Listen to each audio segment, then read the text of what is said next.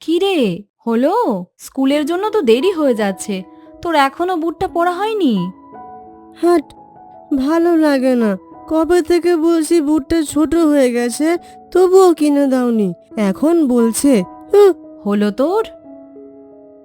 যারা ছবি আঁকবে তারা আঁকতে বসে যাও।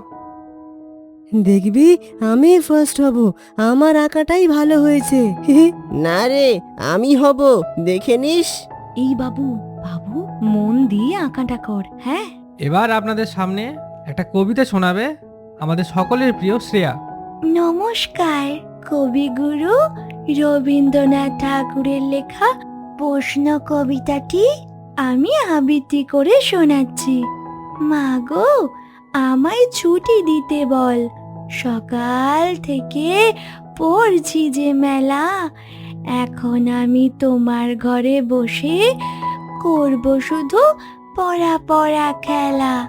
তুমি বলছো আহ, তুমি বলছো আহ, আহ, তুমি বলছো দুপুর এখন সবে। হ্যাঁ, তুমি বলছো দুপুর।